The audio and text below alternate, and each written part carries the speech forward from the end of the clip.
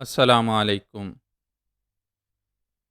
تقریباً 1 کلومیٹر کا فاصلہ طے کرنے کے بعد وہ رک گیا۔ اسے موٹر سائیکل کی آواز سنائی دے رہی تھی۔ وہ ایک جھاڑی کے پیچھے آ گیا۔ اندھیرے میں آنکھیں پھاڑ پھاڑ کر دیکھنے لگا۔ تھوڑی دیر بعد دور ایک ہیڈ لائٹ کی روشنی دکھائی دی۔ اس نے اپنی جیب سے ایک پستول نکال لیا۔ گارڈ فادر ہاشم جان نے موبائل فون، پستول اور پینسل، ٹارچ وغیرہ جیسی ضرورت کی تمام چیزیں اس کے پاس پہنچا دی تھیں۔ وہ موٹر سائیکل دور ایک جگہ تھوڑی دیر کے لیے رک گئی، پھر آگے بڑھنے لگی۔ تابانی جہاں چھپا ہوا تھا وہ موٹر سائیکل انہی جھاڑیوں کی طرف آ رہی تھی۔ اس نے پستول کے دستے کو مضبوطی سے تھام لیا تھا۔ انگلی ٹریگر پر تھی۔ اسے یاد آیا جمشید نے کہا تھا کہ وہ صبح تک اپنا ریوالور خالی رکھے گا اور خالی ہاتھوں سے اس ناقابل شکست فائٹر کو مارتا ہوا حوالات میں لے جائے گا۔ تابانی نے سوچا اگر وہ زبان کا پکا ہے تو اس کا ریوالور ضرور خالی ہوگا۔ وہ فائرنگ کے جواب میں فائر نہیں کر سکے گا اور اپنی مردانگی دکھانے کے جوش میں ریوالور رکھتے ہوئے بھی مارا جائے گا۔ پھر دم توڑتے وقت عقل آئے گی کہ مجرموں کو چیلنج کرنے کے بعد پورا ریوالور خالی نہیں رکھنا چاہیے۔ مرد کی مردانگی طاقت سے ہوتی ہے، خواہ وہ جسمانی طاقت ہو یا ہتھیار کی۔ موٹر سائیکل تیزی سے قریب آ رہی تھی۔ سامنے ہیڈ لائٹ کی وجہ سے سوار کا چہرہ نظر نہیں آ رہا تھا۔ وہ کوئی مسافر بھی ہو سکتا تھا۔ تابانی جھاڑیوں کے پیچھے سے پہلے اس کی صورت دیکھنا چاہتا تھا۔ اس کے گزرنے کے بعد پشت پر بھی گولی ماری جا سکتی تھی۔ یہ ضروری نہیں کہ آدمی جو سوچے وہی ہو جائے۔ بات کچھ ایسی ہو جاتی ہے کہ اپنی سوچی ہوئی بات دھری کی دھری رہ جاتی ہے۔ وہ موٹر سائیکل جھاڑیوں کے قریب سے گزرتی ہوئی گئی۔ ہیڈ لائٹ گزرتے ہی جمشید کا چہرہ نظر آیا۔ وہ چند سیکنڈ میں آگے نکل گیا۔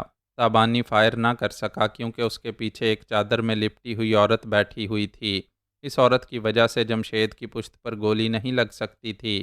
اس نے اکرام شاہ کی کوٹھی میں رہ کر جمشید کی ذہانت، چالاکی اور دلیری کے خوب چرچے سنے تھے۔ اگر وہ پیچھے بیٹھی ہوئی عورت کو کسی طرح بچا کر فائر کرتا تو ضروری نہیں تھا کہ تیزی سے دوڑنے والی موٹر سائیکل کے باعث جمشید کو گولی لگتی۔ وہ ہلاک ہوتا یا زخمی ہو جاتا۔ عقل کہتی تھی کہ ایک فائر بھی ضائع ہوگا تو جمشید اپنی حکمت عملی سے بچتا ہوا تاریکی میں گم ہو جائے گا۔ پھر اس کے لیے پریشانی کا باعث بنے گا کہ پتہ نہیں تاریکی میں کدھر سے آ کر اس پر حملہ کرنے والا ہے۔ تابانی نے دانش مندی کی، اس پر گولی نہیں چلائی۔ موٹر سائیکل دور جاتی رہی، پھر اس کی بیک لائٹ نظروں سے اوجھل ہو گئی۔ تھوڑی دیر تک رات کے سناٹے میں اس کی آواز سنائی دیتی رہی، پھر آواز بھی گم ہو گئی۔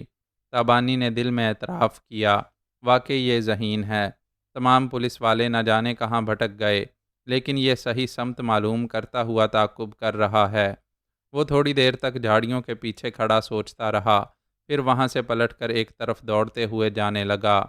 جمشید نے ایک چھوٹے سے پنڈ میں پہنچ کر ایک مکان کے سامنے موٹر سائیکل کو روکا۔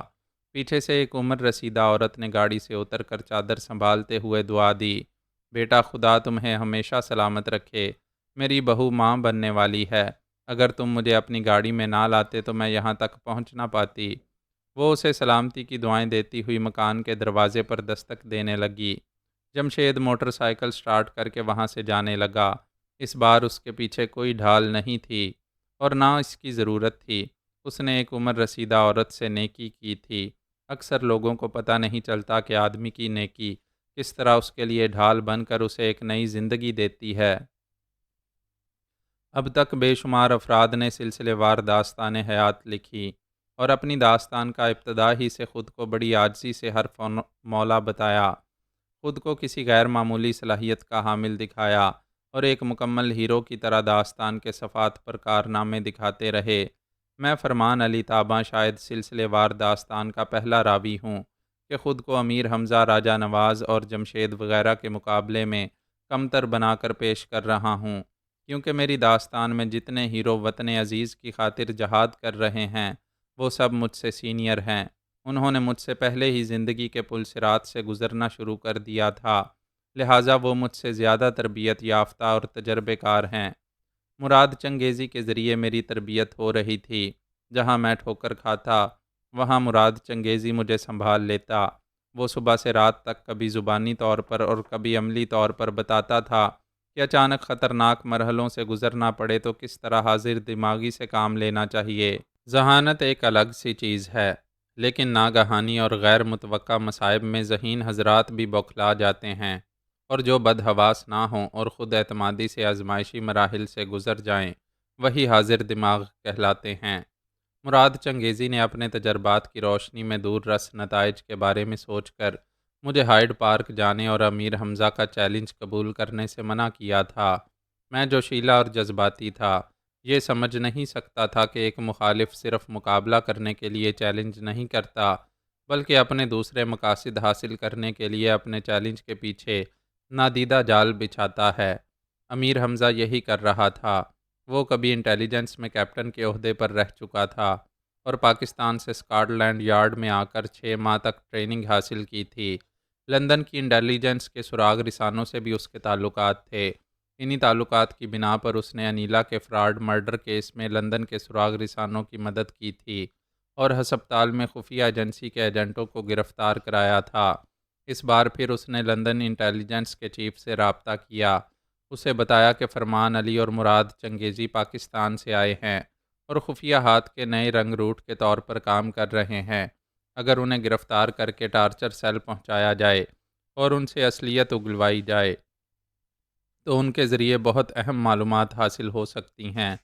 امیر حمزہ نے انٹیلیجنس کے چیف کو بتایا، فرمان علی شام کو ہائیڈ پارک آئے گا، یقیناً میک اپ میں ہوگا، مگر نیا پاکستانی رنگ روٹ ہے، اسے پہچاننا دشوار نہیں ہوگا۔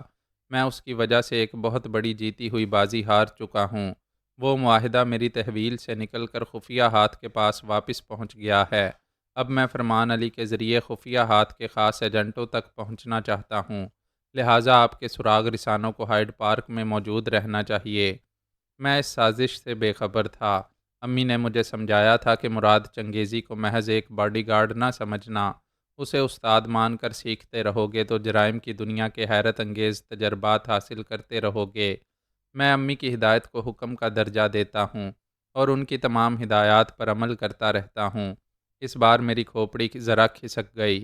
امیر حمزہ کے چیلنج نے مجھے جوش دلایا۔ یہ تو سب جانتے ہیں کہ جوش میں آنے والا ہوش میں نہیں رہ سکتا۔ میں نے سوچا مراد چنگیزی نے مجھے نصیحت کی ہے کہ شام کو ہائیڈ پارک نہیں جانا ہے، لیکن امیر حمزہ تو یہ نہیں سمجھ پائے گا کہ میں اپنے جہاں دیدہ استاد کی نصیحت پر عمل کر رہا ہوں۔ وہ تو مجھے بزدل سمجھے گا۔ اس کے ساتھ انیلا جیسی حسینہ ہے، بزدل بننے سے ایک حسینہ کے سامنے توہین ہوگی۔ میں نے یہ سب کچھ اپنے طور پر سوچا اور مراد چنگیزی سے بہانہ کیا کہ میں لندن شہر دیکھنا اور تفریح کرنا چاہتا ہوں۔ وہ چاہتا تھا کہ میں اس شہر کے تمام علاقوں اور راستوں کو اچھی طرح دیکھ لوں، اس لیے اس نے مجھے جانے کی اجازت دے دی۔ اتنے دنوں سے مراد کے ساتھ رہتے ہوئے میں سمجھ گیا تھا وہ بھولا یا نادان نہیں ہے، وہ کچھ سوچ سمجھ کر ہی مجھے اپنی مرضی سے کچھ کرنے کی اجازت دیتا ہے۔ جب میں اپارٹمنٹ سے نکل کر وقت سے پہلے ذرا ہائیڈ پارک جانے کے لیے سڑک کے کنارے آیا تو ہمارے پاس کوئی رینٹڈ کار نہیں تھی۔ ایک ٹیکسی میں بیٹھ کر ڈرائیور سے بولا، کہیں بھی چلتے رہو، میں سیر کرنے کے موڈ میں ہوں۔ ٹیکسی چل پڑی۔ تھوڑی دیر کے بعد میں نے سمجھ لیا کہ میرا تعاقب کیا جا رہا ہے۔ تعاقب کرنے والوں کو اس بات کی فکر نہیں تھی کہ وہ میری نظروں میں آ جائیں گے، کیونکہ وہ مراد کی طرف سے بھیجے ہوئے میرے اپنے ہی وفادار تھے اور ذرا دور دور رہ کر میری نگرانی کر رہے تھے۔ یہ میں پچھلے باب میں بیان کر چکا ہوں کہ میں نے انہیں کس طرح ڈاج دے کر ان کے تعاقب کو ناکام بنایا۔ ایک بہت بڑے جنرل سٹور میں داخل ہو کر فوراً ہی تیزی سے چلتا ہوا پچھلے دروازے سے باہر آ گیا۔ فٹ پاتھ پر پہنچ کر دوڑنے کے انداز میں چلتا ہوا سڑک پر دیکھتا رہا کہ دوسری ٹیکسی نظر آئے گی تو میں بیٹھ کر ہائیڈ پارک جاؤں گا۔ میں نے ایک بلیک ہونڈا اکارڈ دیکھی جو جنرل سٹور والی عمارت کے دوسرے کارنر سے گھوم کر آ رہی تھی۔ مجھے یاد آیا کہ میں نے اپارٹمنٹ سے نکل کر ٹیکسی میں بیٹھ کر اس سیاہ ہونڈا اکارڈ کو کئی بار دیکھا تھا۔ اس کا نمبر بھی مجھے یاد ہو گیا تھا۔ وہ کار کبھی نظر آتی تھی اور کبھی ٹریفک کے ہجوم میں گم ہو جاتی تھی۔ میں نے دوسری ٹیکسی حاصل کرنے کے لیے سوچا، اس راستے کو پیدل کراس کر کے دوسری طرف جاؤں، اس طرح ٹیکسی مل سکتی ہے۔ میں سڑک پار کرنے کے لیے زیبرا کراسنگ کے پاس آ کر ٹھہر گیا اسی وقت وہ بلیک ہونڈا کار میرے بالکل قریب آ کر رک گئی۔ میں نے سوچ لیا اگر اس کار میں میرے مخالفین ہیں اور کسی پلاننگ کے تحت میرے پیچھے رہے ہیں تو میں بھی انہیں کار سے نکال کر اپنے ہاتھوں کے لوہاری ہتھوڑے برسا کر وہیں فٹ پاتھ پر لٹا دوں گا۔ اس کار کے شیشے کلرڈ تھے، اندر بیٹھے ہوئے افراد باہر سے نظر نہیں آتے تھے۔ میں نے گھور کر اس کار کو دیکھا۔ اگلی ڈرائیونگ سیٹ کی کھڑکی کا شیشہ آہستہ آہستہ نیچے آنے لگا۔ شیشہ گہرے رنگ کا تھا، ایسا لگا گہری رات میں چاند طلوع ہو رہا ہو۔ ڈرائیونگ سیٹ پر ایک نہایت ہی گوری گوری گلابی سی حسین لڑکی بیٹھی ہوئی تھی۔ میں اسے دیکھتے ہی لندن شہر کی رونقیں بھول گیا۔ جیسا کہ میری عادت ہے، میں ہمیشہ لڑکی سے بات کرتے ہوئے شرماتا ہوں، کسی حسینہ کو سر اٹھا کر نہیں دیکھتا، لیکن ان لمحات میں شرمانا بھول گیا۔ میری نظریں اسے دیکھ رہی تھیں، جیسے پیدا ہونے کے بعد پہلی بار حسن و جمال کی مورت دیکھ رہا ہوں۔ وہ مجھے دیکھ کر مسکراتے ہوئے بولی، ہائے، کچھ پریشان سے لگ رہے ہو، کیا میں تمہاری کوئی مدد کر سکتی ہوں؟ نہیں، میں تو بس یوں ہی یہاں آ کر یعنی کہ یہاں سے سڑک پار کرنے کے لیے کھڑا ہوا ہوں۔ تم ایک سڑک پار کرنا چاہتے ہو، میں اس شہر کی تمام سڑکیں پار کرا دوں گی، میری کار میں آ سکتے ہو۔ وہ کار میں تنہا تھی، میں نے باتوں کے دوران دیکھا تھا، آگے اور پیچھے کی سیٹوں پر کوئی نہیں تھا۔ وہ پاکستان نہیں تھا کہ کوئی لڑکی ملاقات کی ابتدا شرمانے سے کرتی، وہاں تو مرد و زن کے درمیان دوری نہیں تھی، کوئی بھی کسی کو لفٹ دے سکتا تھا اور وہ لفٹ دے رہی تھی۔ میں ہی احمقوں کی طرح شرما رہا تھا اور جھجک رہا تھا۔ اس نے اچانک ہی کھڑکی سے باہر دیکھتے ہوئے کہا، تمہارا تعاقب کرنے والے اس جنرل سٹور کے پچھلے دروازے پر آ گئے ہیں، جلدی آؤ ورنہ وہ تمہیں دیکھ لیں گے۔ یہ ایسی بات تھی کہ میں فوراً دوڑتا ہوا کار کے اگلے حصے کی طرف سے گھوم کر دروازہ کھول کر اس کے ساتھ والی سیٹ پر بیٹھ گیا۔ اس نے کار سٹارٹ کی، پھر اسے اسی جنرل سٹور کی طرف بڑھاتے ہوئے بولی، یہ کلرڈ شیشے ہیں، باہر سے تمہیں کوئی نہیں دیکھ سکے گا۔ ہم اندر رہ کر باہر والوں کو دیکھ سکتے تھے۔ جنرل سٹور کے پاس میرا تعاقب کرنے والے نظر نہیں آئے۔ کار آگے بڑھتی چلی گئی۔ میں نے کہا، وہاں تو کوئی میرا تعاقب کرنے والا نہیں تھا۔ وہ ہنسنے لگی۔ میں نے ایک نسوانی ہنسی کے ترنم کو بھی پہلی بار محسوس کیا۔ وہ بولی، میں بہت دیر سے دیکھ رہی تھی کہ کچھ لوگ ایک کار میں تمہارا پیچھا کر رہے تھے۔ میرے دل میں تجسس پیدا ہوا کہ تمہاری ایسی کیا اہمیت ہے کہ یوں تمہارا تعاقب کیا جا رہا ہے۔ میں بھی تمہارا پیچھا کرنے لگی۔ تم ایک جنرل سٹور میں گئے تو میں نے اپنے ملازم سے کہا کہ وہ جنرل سٹور میں جا کر تم پر نظر رکھے اور مجھے موبائل فون پر اطلاع دیتا رہے۔ اس نے کنکھیوں سے مسکرا کر مجھے دیکھا، پھر کہا، بڑے سمجھدار ہو۔ ملازم نے اطلاع دی کہ تم اگلے دروازے سے داخل ہو کر اس وسیع و عریض جنرل سٹور کے اندر تیزی سے چلتے ہوئے پچھلے دروازے سے باہر جا رہے ہو۔ یہ سنتے ہی میں تمہاری مدد کرنے کے لیے تمہارے پاس آ گئی۔ اس شہر میں نہ جانے کتنے جرائم ہوتے ہیں، مختلف گروہ کے افراد ایک دوسرے کے تعاقب میں رہتے ہیں، کیا تم سب ہی کا پیچھا اس طرح کرتی ہو؟ نہیں، میں بے اختیار تمہارے پیچھے آئی ہوں، بلکہ یہ کہوں گی کہ میں نہیں، میرا دل تمہارے پیچھے آیا ہے۔ میں نے سنا تھا کہ یورپ کی لڑکیاں بڑی بے باک ہوتی ہیں، کسی نہ کسی کو بوائے فرینڈ بناتی رہتی ہیں۔ میں یورپ کی بے باک لڑکی نہیں ہوں، ایک ہندوستانی ہوں۔ شرم و حیا ہمارا زیور ہے، لیکن اس حد تک آزادانہ ذہن رکھتی ہوں کہ پہلی نظر میں کوئی دل کھینچ لے اور وہ بالکل اپنا لگے تو ایسے وقت شرمانا نہیں چاہیے۔ اپنے دل کی ترجمانی کرنا بے حیائی نہیں ہے۔ میری سمجھ میں نہیں آ رہا کہ مجھے کیا کہنا چاہیے۔ یہ تو کہہ سکتے ہو کہ میں نے دل کی بات کہہ کر صاف گوئی سے کام لیا، جو کہا وہ تمہیں اچھا نہیں لگا اور تم مجھے فلرٹ کرنے والی لگتی ہو۔ نہیں، میں ایسا کیسے کہہ سکتا ہوں؟ سچی اور صاف بات کہنے والی لڑکیاں تو بہت اچھی اور صاف دل والی ہوتی ہیں، مگر مجھ میں ایسی کیا بات ہے؟ میں کوئی پاکستانی اور ہندوستانی فلموں کا ہیرو نہیں ہوں کہ تمہارے جیسی حسین لڑکی ایک نظر میں دل ہار جائے۔ اکثر پہلی نظر میں محبت ہوتی ہے۔ محبت کرنے کا کوئی کیلنڈر نہیں ہوتا کہ پیار کرنے کے لیے تاریخ مقرر کی جائے۔ اگر تم کوئی جوتشی ہو تو گھر جا کر میری اور اپنی جنم کنڈلی دیکھ کر محبت کرنے کا کوئی اچھا سا مہورت نکالو۔ تم تانے دے رہی ہو اور میں کہہ نہیں پا رہا ہوں کہ یہ سب کچھ اچانک ایسے ہو رہا ہے کہ مجھے یقین نہیں آ رہا، تو پھر اسے اچانک نہ سمجھو۔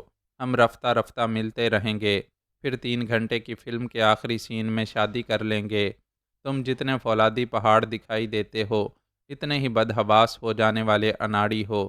مجھے بتاؤ کہاں جانا ہے، میں وہاں ڈراپ کر دوں گی۔ اس نے ناراضگی کا اظہار کیا۔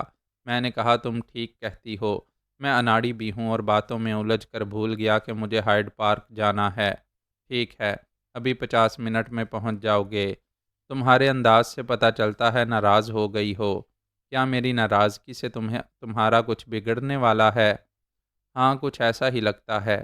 تم اتنی اچھی ہو کہ تمہیں ناراض کرنا جیسے گناہ کرنا ہے۔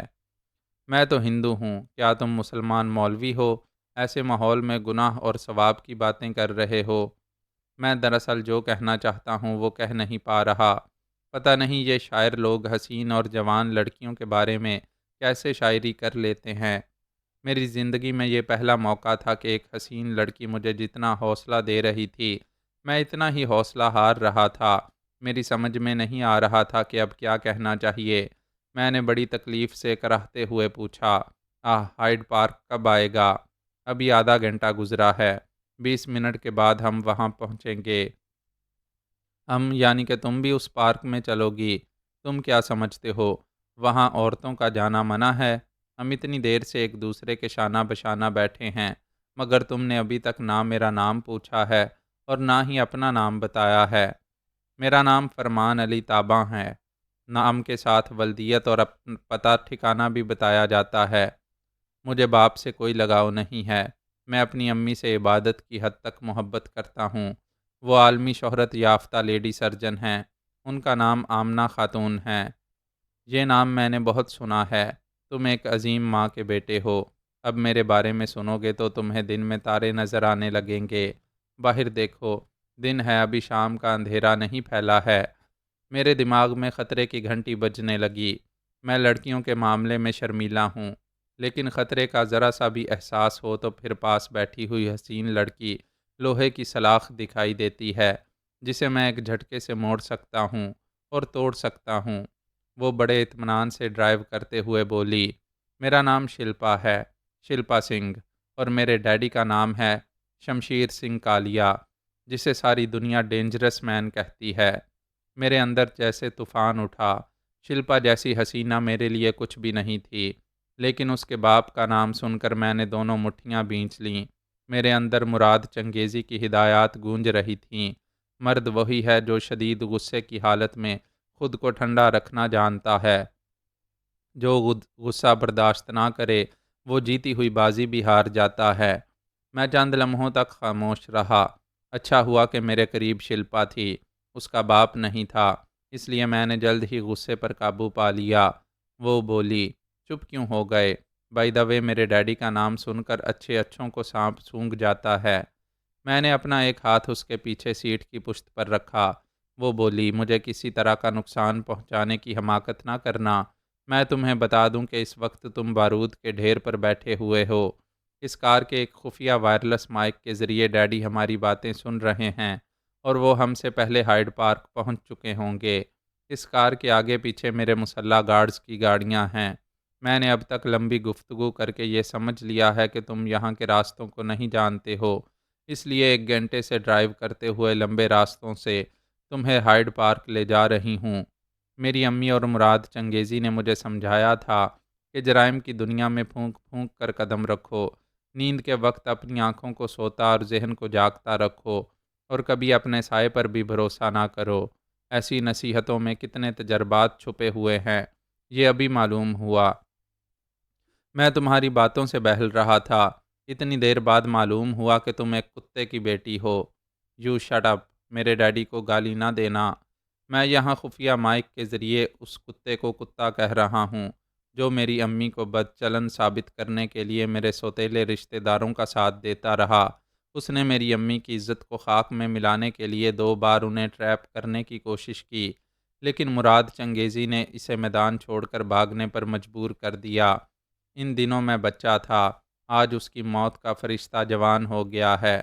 تعجب ہے، موت کے فرشتوں نے تمہیں چاروں طرف سے جکڑ رکھا ہے، پھر بھی تم ڈینگے مار رہے ہو۔ کیا تم سمجھتے ہو کہ اس بند گاڑی میں مجھے یرغمال بنا کر ڈیڈی کو گھٹنے ٹیکنے پر مجبور کر دو گے؟ میں کیا کروں گا یہ بعد کی بات ہے، فی الحال اپنے باپ سے ایک بار بات کراؤ، میں سننا چاہتا ہوں کہ وہ کتنے سروں میں بھونکتا ہے۔ تم بار بار میرے ڈیڈی کی انسلٹ کر رہے ہو، لیکن مجھے سمجھایا گیا ہے کہ میرے مزاج کے خلاف کوئی بات ہو تو اسے برداشت کروں، اور ایک بار تو وہ بھی تم سے بات کرنا چاہتے ہیں۔ اس نے موبائل آن کر کے نمبر ڈائل کیے، پھر رابطہ ہونے پر کہا، ہیلو ڈیڈ، میں بول رہی ہوں شلپا۔ باپ کی گھبرائی ہوئی آواز سنائی دی، شلپا میں اچانک پرابلم میں پڑ گیا ہوں، تمہارے ساتھ جتنے گارڈز ہیں انہیں فوراً میری حفاظت کے لیے بھیجو، جلدی کرو، ایک ایک لمحہ قیمتی ہے، میں انہیں بھیج رہی ہوں، اتنا تو بتا دیں پرابلم کیا ہے، میں ابھی آ رہی ہوں، ہیلو ہیلو ہیلو۔ بار بار ہیلو کہنے کے بعد پتہ چلا دوسری طرف سے فون بند کر دیا گیا تھا۔ اس سے ظاہر ہو رہا تھا کہ اس کا باپ کسی بہت بڑی مصیبت میں پڑ گیا ہے۔ اس نے اپنے فون کے ذریعے آگے پیچھے آنے والے مسلح گارڈز کے سیکیورٹی افسر سے کہا، آپ دونوں گاڑیوں کے گارڈز کو لے کر فوراً ہائیڈ پارک جائیں، ڈیڈی کسی بڑی پرابلم میں ہیں، انہیں تم سب کی ضرورت ہے، ابھی جاؤ، شارٹ کٹ راستوں سے جاؤ، ہری اپ۔ اس نے فون بند کر کے اپنے باپ کے کسی نامعلوم پرابلم کے بارے میں سوچنا چاہا، پھر ایک دم سے چونک کر مجھے دیکھا۔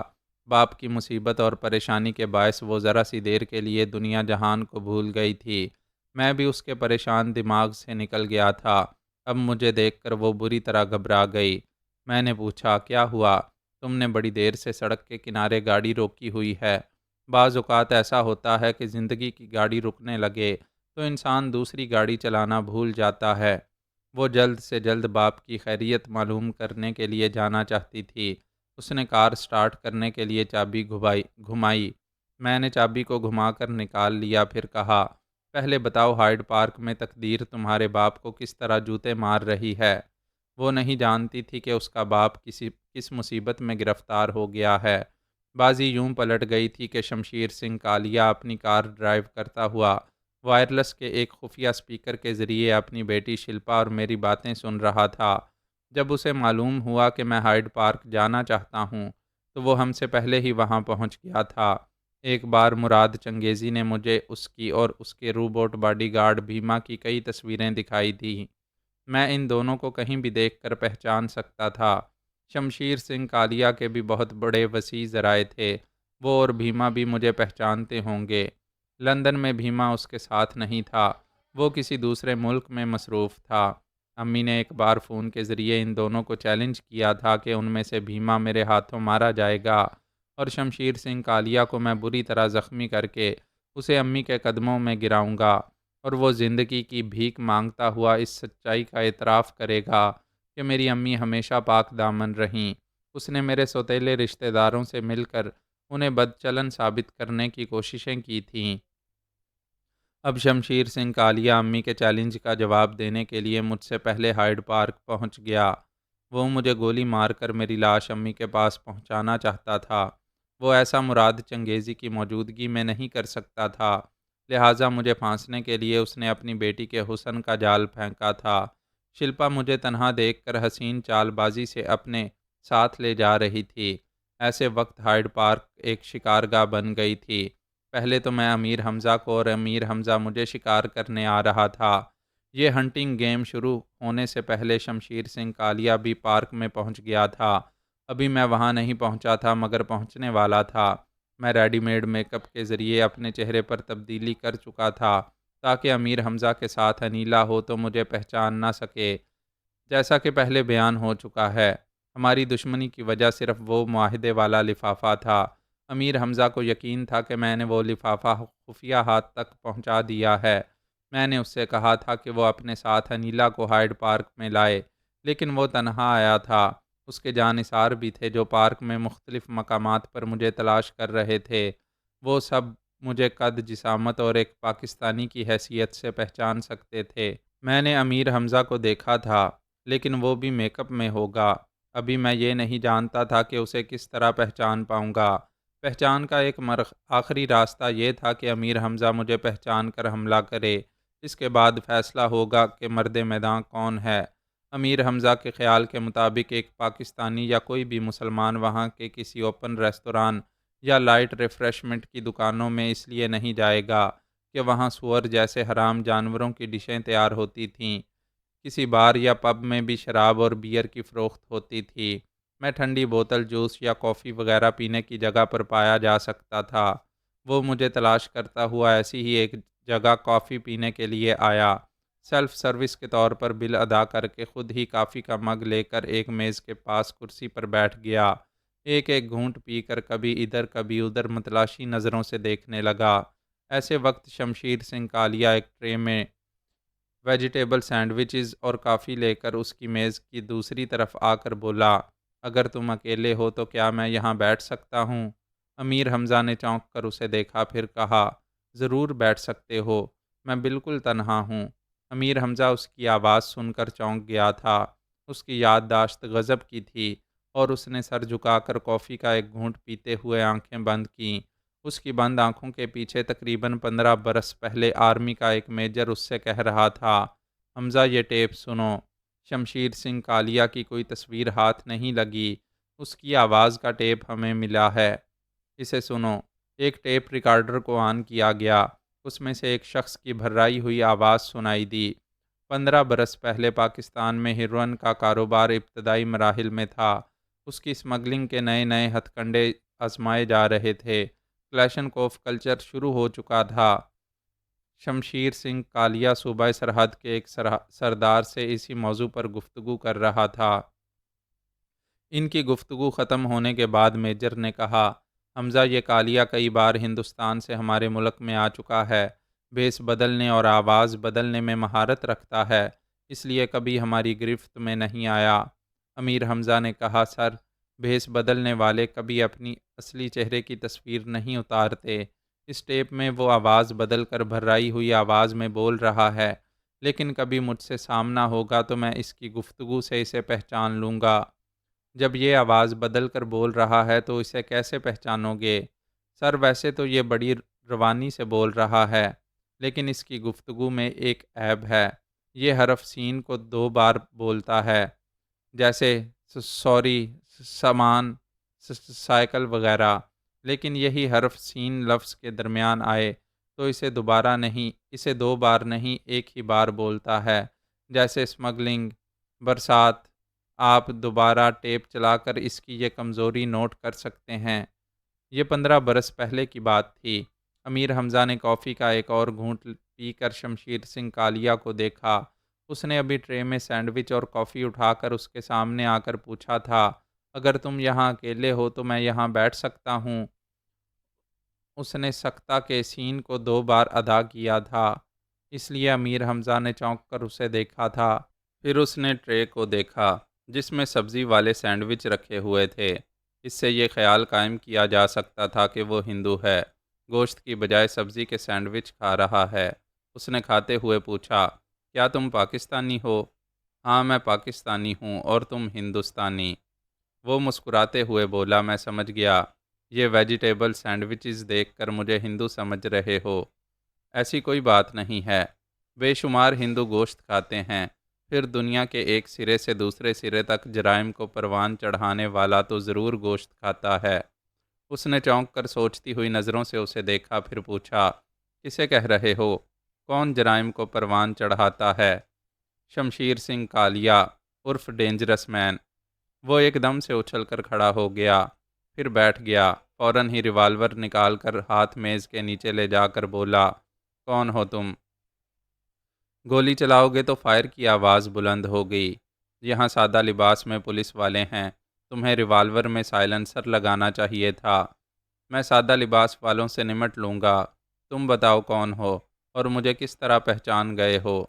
میں جو بھی ہوں تمہیں بتانا چاہتا ہوں کہ ڈینجرس مین نام رکھنے سے خطرناک نہیں بن جاؤ گے۔ دیکھو، ڈینجرس مین ایسے ہوتے ہیں۔ یہ کہتے ہی اس نے ایک انگلی سے اپنی پیشانی کھجائی۔ 2 یا 3 سیکنڈ کے بعد ہی شمشیر سنگھ کالیا کے حلق سے ایک کراہ نکلی۔ ریوالور ہاتھ سے چھوٹ کر زمین پر آ گیا۔ اس کے ہاتھ کی ہتھیلی کی پشت سے خون بہہ رہا تھا۔ ایک گولی اس کو چھیلتی ہوئی گزر گئی تھی۔ امیر حمزہ نے کہا، میرے دونوں ہاتھ میز پر ہیں، کہیں سے فائرنگ بھی ہوئی اور کسی نے آواز بھی نہیں سنی۔ میری کافی ابھی گرم ہے، تمہارے ہاتھ پاؤں ٹھنڈے ہو رہے ہیں، بولو ہم میں سے ڈینجرس مین کون ہے؟ میں سمجھ گیا تم پولیس والے ہو۔ پولیس والوں کی آنکھوں میں ایکس رے کی یہ خاصیت نہیں کہ وہ اندر چھپے ہوئے کالیا کی کالک کو باہر لے آئیں۔ اگر پولیس والے نہیں ہو تو پھر ہم دوست بن سکتے ہیں۔ میں تو تم جیسوں سے دوستی کرنے کے لیے ہی پیدا ہوا ہوں، مجھ سے دوستی کرنے والوں کو موت نہیں آتی۔ وہ خوش ہو گیا۔ امیر حمزہ نے کہا میں دوستی کروں گا، تم زندہ رہو گے، لیکن دن رات موت کے لیے ترستے رہو گے۔ اس کی خوشی بجھ گئی۔ ایک جانثار قریب آیا۔ امیر حمزہ نے کہا ریوالور اٹھا لو، اسے یہیں بیٹھنے دو، یہ فرمان علی نہیں ہے، ہم اسے شکار کرنے آئے تھے، یہ مرغا پھنس گیا، تم جاؤ۔ وہ میز کے نیچے سے ریوالور اٹھا کر چلا گیا۔ شمشیر سنگھ کالیا نے پوچھا تم کس فرمان علی کی بات کر رہے ہو؟ میں بھی ایک فرمان علی کو شکار کرنے آیا ہوں، مگر تم راستے کی دیوار بن گئے۔ اچھا تو تمہارے بھی ٹارگٹ کا نام فرمان علی ہے، کیا دشمنی ہے اس سے؟ دشمنی تو اس کی ماں سے تھی، اس نے چیلنج کیا تھا کہ اس کا بیٹا مجھے بری طرح زخمی کر کے اس کے قدموں میں لے جائے گا۔ امیر حمزہ نے کہا جب ایک ماں نے چیلنج کیا ہے تو اس چیلنج کے پیچھے ممتا کا تقدس ضرور ہوگا۔ کون ہے وہ؟ کیا نام ہے اس کا؟ آمنہ، ایک لیڈی سرجن ہے۔ کیا؟ وہ کرسی پر سیدھا ہو کر بیٹھ گیا۔ تم عالمی شہرت یافتہ لیڈی سرجن آمنہ خاتون کی بات کر رہے ہو، جو لاہور میں رہتی ہیں؟ ہاں، فرمان علی اسی کا بیٹا ہے۔ اگر اس کا محافظ مراد چنگیزی اس کے ساتھ یہاں نہ ہوتا تو ہم فرمان کو بہت پہلے ہی نرک میں پہنچا دیتے۔ امیر حمزہ حیرانی سے زیر لب بڑبڑایا، مراد چنگیزی؟ پھر وہ سوچنے لگا یہ میں کیا سن رہا ہوں؟ جسے میں خفیہ ہاتھ کا ایک نیا رنگ روٹ سمجھ رہا تھا وہ ایک عظیم خاتون کا بیٹا ہے۔ میں انہیں غلط سمجھ رہا تھا، حالانکہ فون پر انہوں نے اپنی طرف سے صفائی پیش کی تھی، مگر انیلا کی طرح میں بھی یہ سمجھتا رہا کہ وہ معاہدے والا لفافہ خفیہ ہاتھ تک پہنچانے کے لیے ان کا اعلیٰ کار بنا ہوا تھا۔ کالیا نے کہا تم میری باتوں سے کچھ الجھ گئے ہو۔ اس نے خیالات سے چونک کر اسے دیکھا، پھر پوچھا کیا تم فرمان علی کو اس کے موجودہ چہرے اور حلیے سے پہچانتے ہو؟ اگر تنہا آتا تو شاید نہ پہچان سکتا، میری بیٹی اسے ٹریپ کر کے لا رہی ہے، اس نے بتایا ہے کہ فرمان علی نے اپنے چہرے پر کچھ تبدیلیاں کی ہیں۔ کیا فرمان علی جانتا ہے کہ اسے ٹریپ کیا جا رہا ہے؟ ہاں، میری بیٹی نے اپنا اور میرا نام اسے بتایا ہے۔ میری بیٹی کی کار کے آگے پیچھے مسلح گارڈز کی گاڑیاں ہیں، فرمان فرار ہونے کی جرت نہیں کر سکے گا۔ امیر حمزہ نے کہا اگر تمہارے پاس موبائل فون ہے تو اسے نکالو اور اپنی بیٹی سے رابطہ کرو، اس سے کہو کہ تم اچانک پرابلم میں پڑ گئے ہو، وہ وقت ضائع کیے بغیر دونوں گاڑیوں کے مسلح گارڈز کو فوراً یہاں بھیج دے، تمہیں ان کی مدد کی ضرورت ہے۔ یہ تم کیا کہہ رہے ہو؟ تمام گارڈز یہاں آ جائیں گے تو میری بیٹی تنہا فرمان کے پاس رہ جائے گی، اس کی جان خطرے میں ہوگی۔ اپنی بیٹی کی بات نہ کرو، ایک عظیم ماں کے بیٹے کی حفاظت کرنا میرا پہلا فرض ہے۔ جو کہہ رہا ہوں اس پر فوراً عمل کرو، ورنہ اس بار بے آواز گولی تمہارے سینے میں پار ہوگی۔ اس نے مجبور ہو کر موبائل فون نکالا، اسی وقت فون کا بزر سنائی دیا۔ اس نے فون کو آن کر کے کان سے لگایا، پھر بیٹی کی آواز سن کر وہی باتیں کہیں جو امیر حمزہ کہہ چکا تھا۔ جب اس نے فون بند کیا تو امیر حمزہ نے اپنے موبائل کے ذریعے پولیس اور انٹیلیجنس کے ان افسران سے رابطہ کیا جو اس پارک میں مختلف جگہ اپنی اپنی ایک پولیس ٹیم بنا کر موجود تھے۔ اس نے انہیں بتایا کہ 2 گاڑیوں میں مسلح گارڈز آ رہے ہیں، ان کے پاس اسلحے کا لائسنس ہوگا، اس کے باوجود ان سے اسلحہ لے کر قریبی پولیس اسٹیشن میں جمع کر دیا جائے اور آپ میں سے کسی ایک افسر کی ٹیم ڈولی سنیک بار کے سامنے آ جائے۔ میں یہاں موجود ہوں۔ شمشیر سنگھ کالیا تمام باتیں سن رہا تھا۔ اس نے کہا تم یہاں کے افسروں کو حکم دے رہے ہو اور وہ عمل کر رہے ہیں، پھر بھی کہتے ہو کہ پولیس والے نہیں ہو۔ میں نے جھوٹ نہیں کہا تھا، میرا تعلق قانون کے محافظوں کے کسی بھی شعبے سے نہیں ہے، نہ میں پولیس میں ہوں، نہ فوجی اور نہ انٹیلیجنس ڈپارٹمنٹ میں ملازم ہوں۔ اس کے باوجود لندن اور اسکاٹ لینڈ کے سراغ رساں اور پولیس والے مجھ سے تعاون حاصل کرتے ہیں، وہ میری نشاندہی پر اعتماد کر کے انڈر ورلڈ کے گاڈ فادر شمشیر سنگھ کالیا کو ہتھ کڑیاں پہنا کر عدالت میں پہنچائیں گے۔ یہ میرے لیے نئی، عجیب اور ناقابل اعتماد بات ہے کہ تمہارا لا اور کرمنلز سے کوئی تعلق نہیں ہے۔ اس کے باوجود تمہاری پہنچ اسکاٹ لینڈ یارڈ تک ہے۔ پہیلیاں نہ بجھواؤ، اپنے بارے میں سچ بتاؤ۔ کچھ عرصے پہلے انٹیلیجنس کیپٹن امیر حمزہ کو افغانستان میں ہلاک کیا گیا تھا۔ وہی مردہ کیپٹن امیر حمزہ تمہارے سامنے زندہ بیٹھا ہے۔ وہ چونک کر بولا، تم کیپٹن امیر حمزہ ہو؟ ہاں، میں نے اسکاٹ لینڈ یارڈ میں رہ کر تربیت حاصل کی تھی۔ لندن انٹیلیجنس بیورو کے سراغ رسانوں کے ساتھ کچھ عرصے تک کام کرتا رہا۔ تب سے اب تک یہاں غیر سرکاری سراغ رساں ہوں۔ وہ مجھ سے تعاون حاصل کرتے ہیں اور میں ان کے تعاون سے تمہارے جیسے گاڈ فادر کے 12 بجا دیتا ہوں۔ شمشیر سنگھ کالیا نے مسکرا کر کہا، تمہیں ایک معمولی افسر وغیرہ سمجھ کر تمہاری ان بچکانہ کارروائیوں کا تماشا دیکھ رہا تھا۔ اگر یہ معلوم ہوتا کہ میرے سامنے ایک خطرناک شخص بیٹھا ہوا ہے تو میں اپنا اتنا وقت ضائع نہ کرتا، تم سے پنجہ لڑائے بغیر یہاں سے جا چکا ہوتا۔ کوئی بات نہیں، اب اپنے ہتھ کنڈے آزماؤ اور یہاں سے جا سکتے ہو تو جاؤ۔ اب کیا جانا ہے اور کیا آنا ہے؟ اپنی گرفتاری سے پہلے بیٹی سے 2 باتیں کرنا چاہتا ہوں، کیا آپ اجازت دیں گے؟ بے شک تم اپنی بیٹی سے بات کر سکتے ہو۔ اس نے موبائل کے ذریعے شلپا سے رابطہ کیا۔ ہیلو بیٹی، کیسی ہو اور کہاں ہو؟ ڈیڈی میں آپ کے پاس آنا چاہتی تھی لیکن فرمان نے کار کی چابی چھین لی ہے۔ اس نے اچھا ہی کیا تمہیں یہاں آنے سے روک دیا۔ مجھے اتنی دیر بعد پتہ چلا ہے کہ مجھے اور میرے مسلح گارڈز کو گرفتار کرنے والا کیپٹن امیر حمزہ ہے۔ اب تو بڑے زبردست ٹکراؤ والی بات سامنے آئی ہے۔ ہماری ناک نہیں کٹنا چاہیے اور نہ ہی تمہارے باپ کے ہاتھوں میں کسی کو ہتھ کڑی پہنانے کا موقع دینا چاہیے۔ میں بہت کچھ کر سکتی ہوں، کیا آپ گائیڈ کرنا چاہیں گے؟ ہاں، ہمارے یہ کیپٹن صاحب کو فرمان علی کی زندگی بہت عزیز ہے۔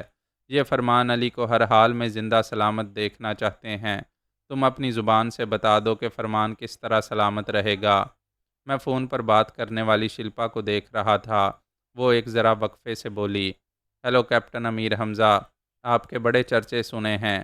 میں کبھی سوچ بھی نہیں سکتی تھی کہ آپ میرے باپ کو ہتھ کڑیاں پہنا سکتے ہیں۔ وہ ہتھ کڑیاں ان کے قریب لے جانے سے پہلے سن لیں، اس وقت فرمان کے ساتھ بلیک ہونڈا ایکارڈ میں ہوں۔ اس کے دروازے اور کھڑکیاں خودکار ہیں۔ ایک ٹیکنیک کے ذریعے میں ہی انہیں کھول سکتی ہوں۔ اگر فرمان مجھ پر کسی طرح کا جبر کرے گا یا کھڑکیوں اور ونڈ سکرین کے کلرڈ شیشے توڑ کر باہر جانا چاہے گا تو شیشوں کے ٹوٹنے سے پہلے ہی اس کار میں ایک زبردست دھماکہ ہوگا۔ پھر میرے اور فرمان کے پرخچے اڑ جائیں گے، ہم رہیں گے نہ کار رہے گی۔ وہ خاموش ہو کر سننے لگی، پھر ہنستے ہوئے بولی، میں نے فرمان سے پہلے ہی کہا تھا کہ مجھے کسی طرح کا نقصان پہنچانے کی حماقت نہ کرنا۔ اس وقت یہ بارود کے ڈھیر پر بیٹھا ہے۔ صاف ظاہر ہے کہ فرمان کے ساتھ میں بھی بلاسٹنگ میں ماری جاؤں گی۔ جب جرائم سے بھرپور دنیا میں سانس لے رہے ہیں تو پھر مرنے سے کیا ڈرنا؟ اس نے خاموش ہو کر امیر حمزہ کی بات سنی، پھر کہا، زیادہ بحث کرنے سے وقت ضائع ہوگا۔ میں صرف آدھے گھنٹے تک اپنے ڈیڈی کی باعزت واپسی کا انتظار کروں گی۔ اگر وہ مقررہ وقت تک میرے پاس نہ آئے تو اس راستے سے گزرنے والے قیامت کا منظر دیکھیں گے۔ آپ کو یقین ہو جائے گا کہ ایک بیٹی نے اپنے باپ کی خاطر اپنے جسم کا کیما اور اپنی ہڈیوں کا سرما بنا ڈالا ہے۔ کم آن، میری گھڑی سے وقت ملائیں۔ اس وقت 6:15 ہوئے ہیں۔ ٹھیک 6:45 پر نہ ہم رہیں گے نہ گاڑی رہے گی۔ میں فخر سے کہہ رہی ہوں، مر جاؤں گی مگر باپ کا جھکا ہوا سر نہیں دیکھوں گی۔ That's all. اس نے فون بند کر دیا۔ میں سوچتی ہوئی نظروں سے اسے دیکھنے لگا۔ حالات یہی بتا رہے تھے کہ واقعی میرے ساتھ وہ بھی بارود کے ڈھیر پر بیٹھی ہوئی ہے۔ جو بات توقع کے خلاف ہو وہ ذہنی کرب میں مبتلا کر دیتی ہے۔ حسن اپنی سوغات پیش کرنے کی آس دلائے اور عین وقت پر دغا دے جائے تو وہ جذباتی انداز کا ذہنی کرب ہوتا ہے۔ اگر بیمار کو زندگی ملنے والی ہو اور ڈاکٹر مسیحائی نہ کر رہا ہو تو وہ بیمار بھی ذہنی عذاب جھیلنے لگتا ہے۔ یہی حال میرا تھا۔ پہلے شلپا جیسی حسینہ مجھ پر ایسے واری جاتی رہی جیسے حسن و شباب کی سوغات پیش کرنے والی ہو۔ پھر ذہن کو ایک دھچکا سا لگا جب اس نے بتایا کہ وہ میرے اور امی کے دشمن شمشیر سنگھ کالیا کی بیٹی ہے اور مجھے ٹریپ کر کے لے جا رہی ہے۔ پھر میں ایک اور ذہنی کرب میں مبتلا ہوا کہ جس جدید ہونڈا اکارڈ کے اندر اس کے ساتھ بیٹھا ہوں، اس کے دروازے اور کھڑکیاں خود کار ہیں اور انہیں ایک مخصوص تکنیک سے کھولا جاتا ہے۔ پھر اس کار کے کسی حصے سے اتنا پاورفل بم منسلک ہے جو آدھے گھنٹے میں پھٹنے والا ہے۔ شلپا نے 6:15 پر موبائل فون کے ذریعے امیر حمزہ کو دھمکی دی تھی کہ اس کے باپ شمشیر سنگھ کالیا کو آدھے گھنٹے کے اندر پولیس کی گرفت سے نکل کر بیٹی کے پاس نہ آنے دیا گیا تو وہ 6:45 پر ایسا دھماکہ کرے گی کہ اس کار کے ساتھ خود میرے اور خود اس کے جسم کے پرخچے اڑ جائیں گے۔ وہ باپ کو رہائی دلانے کی خاطر اپنی جان دینا اور میری جان لینا چاہتی تھی، جبکہ امیر حمزہ میری زندگی اور سلامتی چاہتا تھا۔ شلپا اس کار کو بم سے اڑانے اور میرے ساتھ اپنی جان دینے کے سلسلے میں سچ مچ دھمکی دے رہی تھی یا قانون کے محافظوں کو ذہنی کرب میں مبتلا کر رہی تھی؟ حقیقت کیا تھی؟ کوئی اس کے دماغ میں گھس کر اس کے اصل ارادے کو نہیں سمجھ سکتا تھا، لیکن دنیا کے تمام قوانین انسانی سلامتی کے لیے ہیں۔ لندن کی پولیس بھی یہ نہیں چاہتی تھی کہ میں اور شلپا مارے جائیں۔ وہ ہم دونوں کی سلامتی کے لیے دو انسانوں کی جان بچانے کے لیے ایک مجرم کو رہا کر سکتے تھے۔ میں اس بات پر حیران تھا کہ جو امیر حمزہ میرا جانی دشمن ہے اور مجھ سے مقابلہ کرنے ہائیڈ پارک میں آیا تھا، وہ اچانک کیوں بدل گیا ہے؟ میری سلامتی کیوں چاہتا ہے؟ کیا اس لیے کہ وہ اپنے ہاتھوں سے مجھے ہلاک کرنا چاہتا ہے، لہٰذا کسی اور طرح سے میرا مرنا گوارا نہیں کر رہا؟ یا وہ مجھے زندہ رکھ کر یہ معلوم کرنا چاہتا ہے کہ اس خفیہ معاہدے والے لفافے کو میں نے کہاں پہنچایا ہے؟ مراد چنگیزی نے مجھے سمجھایا تھا کہ کبھی اپنے سائے پر بھی بھروسہ نہ کرنا۔ میں اپنے استاد کے سبق کے مطابق امیر حمزہ پر بھروسہ نہیں کر سکتا تھا اور منفی انداز میں یہ سمجھ لیا کہ وہ خاص مقاصد حاصل کرنے کے لیے میری سلامتی چاہتا ہے۔ لندن انٹیلیجنس بیورو کے چیف نے فون کے ذریعے شلپا سے کہا، ہم نہیں جانتے کہ تم فرمان علی کے ساتھ اپنی کار میں بم بلاسٹنگ میں مرنے کی بات کس حد تک درست کہہ رہی ہو۔ ہم بم کی موجودگی کا یقین کرنے اپنے ماہرین کو بھیجیں گے تو تم کسی کو کار کے قریب نہیں آنے دو گی، ان کے قریب پہنچنے سے پہلے ہی کار بلاسٹ کر دو گی۔ شلپا نے کہا، آپ نادانوں جیسی باتیں کر رہے ہیں، جبکہ میں اپنے ڈیڈی کو اس کار میں بلا کر خود اس کار سے باہر آ کر ڈیڈی کو یہاں سے جانے دوں گی اور اپنے آپ کو قانون کے حوالے کر دوں گی۔ ہم تمہارے ساتھ فرمان کو بھی زندہ سلامت یہاں سے لے جانا چاہتے ہیں اور وعدہ کرتے ہیں کہ تمہارے ڈیڈی کو گرفتار کر کے نہیں لے جائیں گے۔ سوری، میرے ڈیڈی یہاں بالکل تنہا آئیں گے۔ اس وقت دور دور تک پولیس والوں کو نظر نہیں آنا چاہیے۔ مجھ سے کوئی چالاکی نہ کی جائے۔ شلپا نے فون بند کر دیا۔ میں نے کہا، تم اپنے ڈیڈی کو یہاں بلا کر مجھے قیدی بنا کر لے جانا چاہتی ہو۔ بیچارے پولیس والے بم بلاسٹنگ کے خوف سے تمہارا راستہ نہیں روکیں گے، لیکن وہ بات تم نہیں جانتی ہو جو میں کرنے والا ہوں۔ وہ طنزیہ انداز میں بولی، کیا کرنا چاہتے ہو؟ میں نے اس کی کلائی کو دیکھ کر کہا، گھڑی بتا رہی ہے کہ ابھی 10 منٹ گزرے ہیں۔ تم نے اپنے باپ کی واپسی کے لیے آدھے گھنٹے کا وقت دیا ہے، یعنی تم 20 منٹ گزرنے کے بعد دھماکہ کرو گی۔ میں تمہارے مقررہ وقت سے 2 منٹ پہلے نکل جاؤں گا، اور یہ میں سچ نہیں کہہ رہا ہوں۔ کیا مجھے نادان بچی سمجھ کر الٹی سیدھی باتیں کر رہے ہو؟ 2 منٹ پہلے یہاں سے نکلنے کی بات بھی کر رہے ہو اور اپنے اس دعوے کو جھوٹ بھی کہہ رہے ہو۔ سچ کیا ہے یہ تمہارے مقررہ وقت سے 1 منٹ پہلے بتاؤں گا۔ میں تم سے کچھ سننا نہیں چاہتی۔ سننا تو پڑے گا۔ میں تمہارے پیچھے نہیں آیا تھا، تم نے میرا پیچھا کیا، مجھے لفٹ دی، اس کار میں اپنے برابر بٹھایا۔ میں زندگی میں پہلی بار کسی لڑکی کے ساتھ بند کار میں ہوں اور تم نہ جانے کتنوں کے ساتھ بند کمروں میں رہ چکی ہو۔ شٹ اپ، آج تک میری زندگی میں کوئی مرد نہیں آیا ہے۔ کیا تمہارا باپ مرد نہیں ہے؟ یو نان سینس، میں بند کمرے کی بات کر رہی ہوں۔ تم زبردست اداکار ہو۔ جب میں تم سے رومانی گفتگو کر رہی تھی تو تم لڑکیوں کی طرح شرما رہے تھے اور اب مجھ سے بدمعاشی کی باتیں کر رہے ہو۔ شریف زادیوں کے سامنے آج بھی میری نظریں جھک جاتی ہیں اور میں ان سے کچھ کہہ نہیں پاتا ہوں۔ میں تمہیں بھی شریف زادی سمجھ کر شرما رہا تھا، جھجک رہا تھا۔ کیا اب میں شریف زادی نہیں ہوں؟ توبہ کرو، تمہارا باپ بیٹی کا دلال ہے۔ اس نے مجھے پھانسنے کے لیے تمہارے حسن و شباب کا چارہ ڈالا ہے۔ اتنی ٹھوس حقیقت کو دیکھتے ہوئے کوئی تمہارے باپ کو شریف اور تمہیں شریف زادی نہیں کہے گا۔ اس نے مجھے سوچتی ہوئی نظروں سے دیکھا۔ کوئی بھی کنواری لڑکی یہ تہمت برداشت نہیں کرے گی کہ وہ باپ کے مقاصد کو پورا کرنے کے لیے اپنا کنوارا پن کھو چکی ہے۔ میں اپنے ڈیڈی کی ایک ہی اولاد ہوں، اس لیے ان کے معاملات میں ملوث رہ کر خطرناک مجرموں سے نمٹنے کے ہتھ کنڈے سیکھتی رہتی ہوں۔ اس وقت بھی تم دیکھ رہے ہو کہ میں ایک محبت کرنے والی شریف زادی کی طرح ڈیڈی کو بچانے کے لیے مرنے کو تیار بیٹھی ہوں۔ تم مجھے مکار اور شیطان کی اولاد کہہ لو، مگر میری بے عزتی نہ کرو۔ میں تمہارے کردار کے بارے میں اپنے الفاظ واپس لیتا ہوں، لیکن تمہارے ڈیڈی یہ کیسے برداشت کر رہے ہیں کہ مقررہ وقت پر بم پھٹے اور ایک پیار کرنے والی بیٹی کے جسم کے چیتھڑے اڑ جائیں۔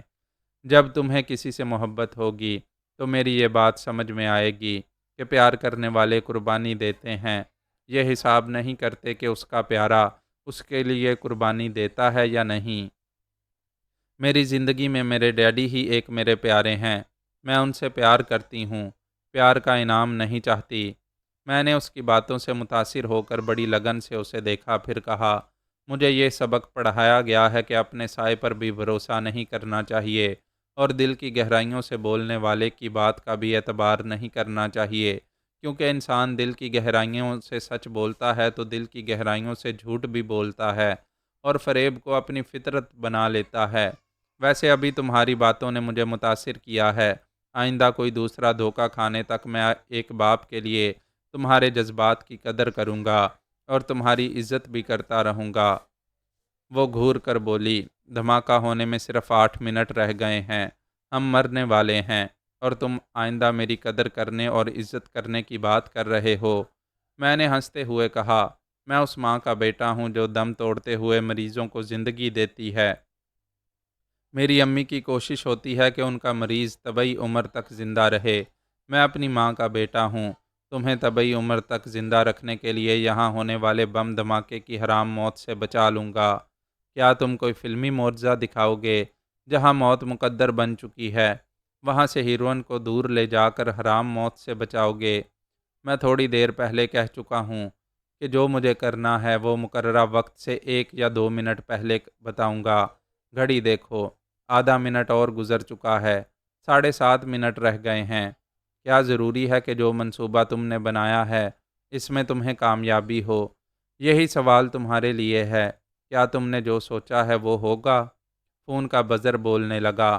وہ اسے آن کر کے بولی، ہیلو، میرے ڈیڈی کو رہا کر کے یہاں بھیج رہے ہو؟ دوسری طرف سے کہا گیا، میں انٹیلیجنس بیورو کا چیف بول رہا ہوں، مجھے یہاں کے حالات بتائے گئے ہیں، میں دوسری مصروفیات چھوڑ کر آیا ہوں اور تمہارے ڈیڈی کی رہائی کا فیصلہ کر چکا ہوں، لیکن تم ہماری ایک بات مان لو۔ میں ڈیڈی کی رہائی کے لیے 1000 باتیں مان سکتی ہوں۔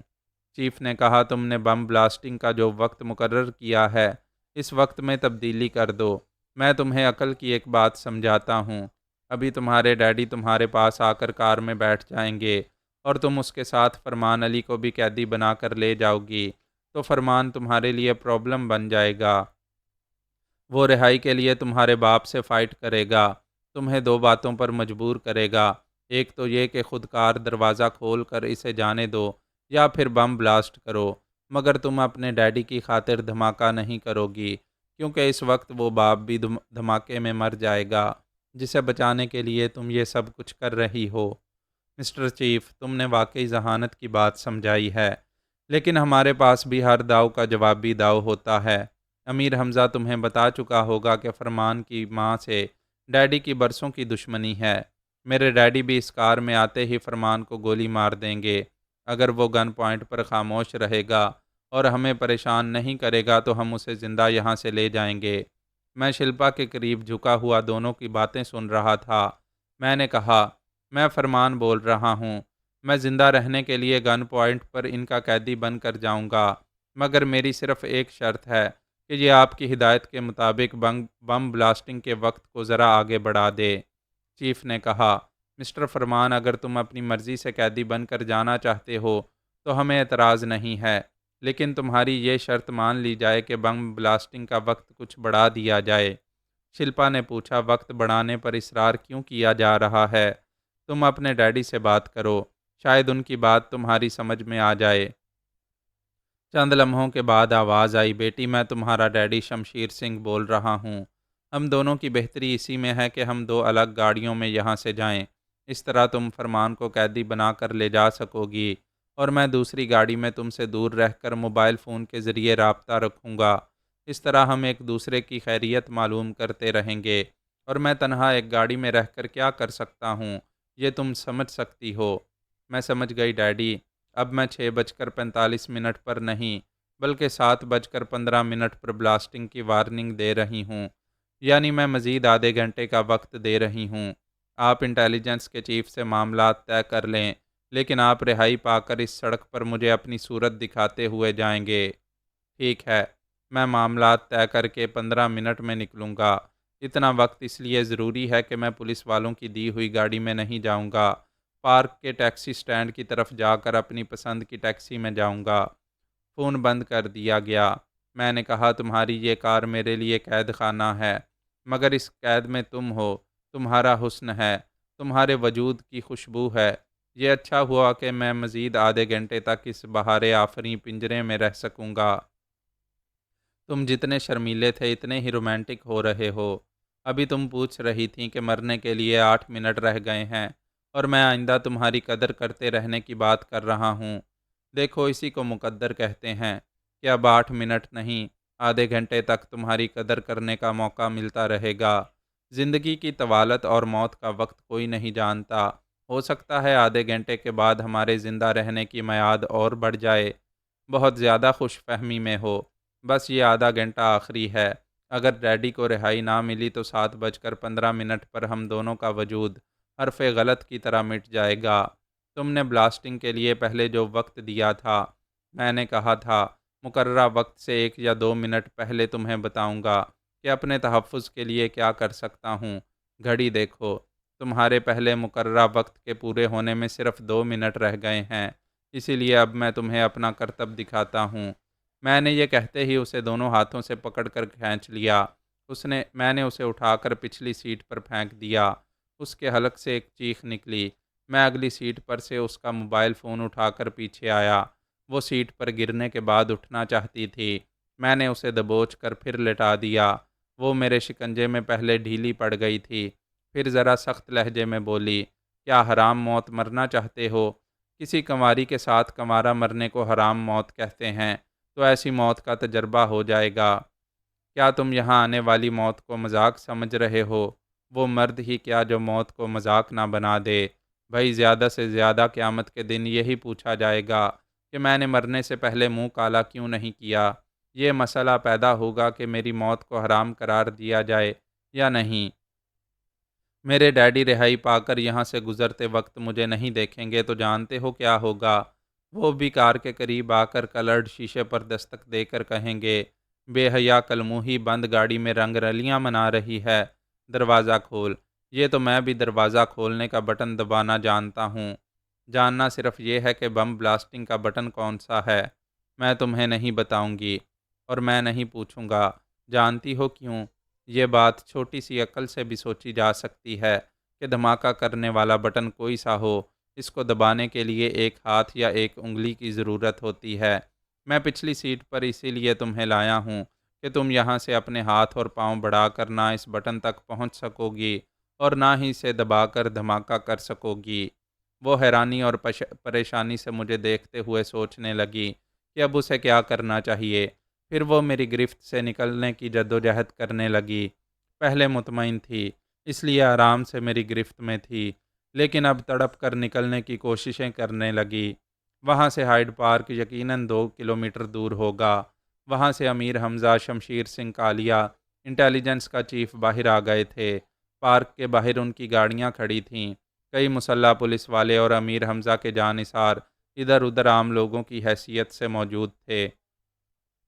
شلپا نے باپ کو رہائی دلانے کے لیے سب پر ذہنی دباؤ ڈالا ہوا تھا۔ امیر حمزہ نہیں چاہتا تھا کہ اس کار کے اندر مجھے نقصان پہنچے، اور یہ قانونی تقاضا بھی تھا کہ اس کار میں موجود 2 انسانوں کی جانیں بچائی جائیں، اور ایسا کرنے کے لیے وہ انڈر گراؤنڈ کے ایک گاڈ فادر کو رہا کرنے پر مجبور ہو رہے تھے۔ انٹیلیجنس کے چیف نے اس کی رہائی کے لیے اپنی یہ بات منوائی تھی کہ وہ بم بلاسٹنگ کے مقررہ وقت میں تبدیلی کرے اور شلپا نے راضی ہو کر انہیں مزید آدھے گھنٹے کا وقت دیا تھا۔ امیر حمزہ نے شمشیر سنگھ کالیا سے کہا، اپنی بیٹی سے کہو کہ تمہیں رہائی دی جا رہی ہے، اس کے عوض وہ فرمان کو رہا کر دے، اسے کار سے باہر جانے دے۔ شمشیر سنگھ کالیا نے ہنستے ہوئے کہا، فرمان تو میرا شکار ہے اور تم مجھے رہا نہیں کر رہے ہو۔ یہ قانون کے محافظ نہیں چاہتے کہ دو انسانوں کی جان جائے اور بم دھماکے کے باعث شہریوں میں خوف و ہراس پیدا ہو۔ یہ میرا اور قانون کے محافظوں کا معاملہ ہے۔ امیر حمزہ نے کہا، بیٹی کی چالاکی پر بہت چہک رہے ہو، تمہیں میری بیٹی کی ذہانت کی داد دینی چاہیے۔ فرمان اپنی ماں کی توہین کا بدلہ مجھ سے لینا چاہتا تھا، اسے میری بیٹی نے پنجرے میں بند کر دیا۔ تم برسوں سے میرے مخالف ہو، آج مجھے ہلاک نہ کرتے تو اپاہج بنا دیتے، یا ان افسران کے تعاون سے مجھے آہنی سلاخوں کے پیچھے بھیج دیتے، مگر میری بیٹی کی ایک چال نے آج تمہارے جیسے شاطر کو بھی بے بس کر دیا ہے۔ میں تمہارے سامنے رہائی پا کر جاؤں گا اور تم میرا کچھ نہیں بگاڑ سکو گے۔ امیر حمزہ نے کہا، میں ابھی تمہاری بیٹی کی چال کو ناکام بنا سکتا تھا، مگر میں فرمان علی کے بارے میں کچھ نہیں جانتا ہوں۔ اگر پہلے سے واقفیت ہوتی تو فون کے ذریعے میرے ایک اشارے پر وہ کار میں بیٹھے بیٹھے بازی پلٹ دیتا۔ کالیا نے کہا، دیر کس بات کی ہے، فون پر اسے اشارہ دو۔ نہیں، فون تمہاری بیٹی بھی سنے گی اور وہ محتاط ہو جائے گی۔ انٹیلیجنس کا چیف مزید وقت ملنے کے بعد فون کے ذریعے اپنے اعلیٰ افسران سے باتیں کر رہا تھا اور کوڈ ورڈز میں کہہ رہا تھا کہ کالیا کسی بھی ٹیکسی میں جائے، سادہ لباس والے قانون کے محافظ اس کا تعاقب کریں۔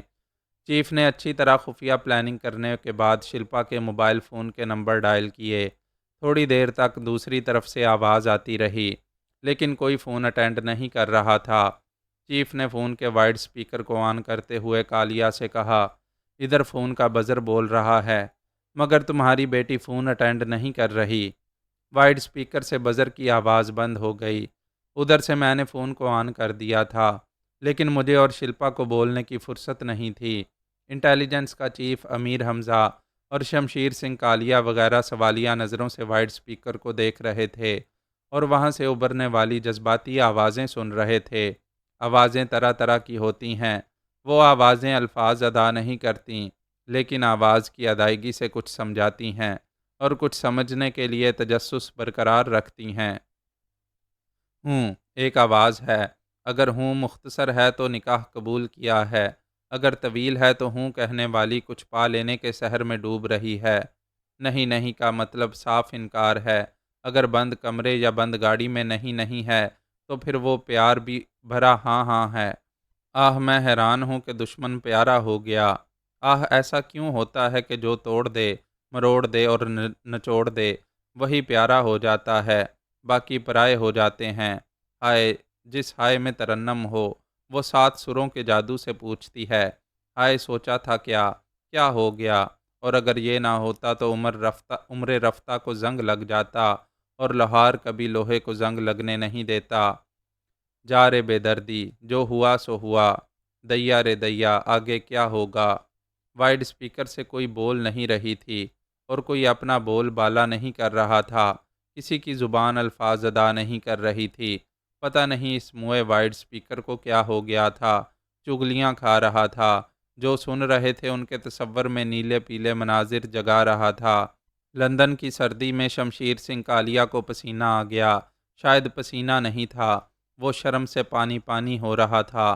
اس نے انٹیلیجنس کے چیف سے موبائل فون چھین کر اسے اپنے کان سے لگا کر گرجتے ہوئے پوچھا، شلپا یہ کیا ہو رہا ہے؟ امیر حمزہ نے ریوالور کی نال اس کی کنپٹی سے لگا کر کہا، یہ سپیکر دنیا کی بین الاقوامی جذباتی زبان بول رہا ہے، تم کیسے بے شرم باپ ہو، بیٹی سے وضاحت طلب کر رہے ہو۔ پھر اس نے چیف سے کہا، میں جو سوچ رہا تھا وہی فرمان نے کیا ہے، شلپا کو وہاں سے دور کر دیا ہے، جہاں بلاسٹنگ کا خفیہ بٹن ہوگا اب وہاں دھماکہ نہیں ہوگا، دونوں سلامت رہیں گے، آپ اس کالیا کو حراست میں لیں۔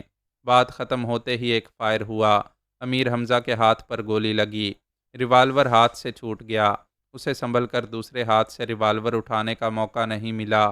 ایک کے بعد کئی مسلسل فائر ہونے لگے۔ امیر حمزہ زمین پر لڑکتے ہوئے ایک دیوار کی آڑ میں چلا آیا۔ اس دوران میں ایسے کئی بم پھینکے گئے جن سے سفید دھواں خارج ہو کر پھیلنے لگا۔ اس دھوئیں میں کوئی کسی کو نظر نہیں آ رہا تھا۔ اس وقت شمشیر سنگھ کالیا کے پاس آ کر ایک گاڑی رکی۔ دروازہ کھلا، پھر اس کے بیٹھتے ہی گاڑی چل پڑی۔ دھوئیں کے سبب ٹھہر ٹھہر کر فائرنگ ہو رہی تھی۔ سوچ سمجھ کر گولیاں چلائی جا رہی تھیں تاکہ اپنی گولیوں سے اپنے ہی لوگ زخمی یا ہلاک نہ ہوں۔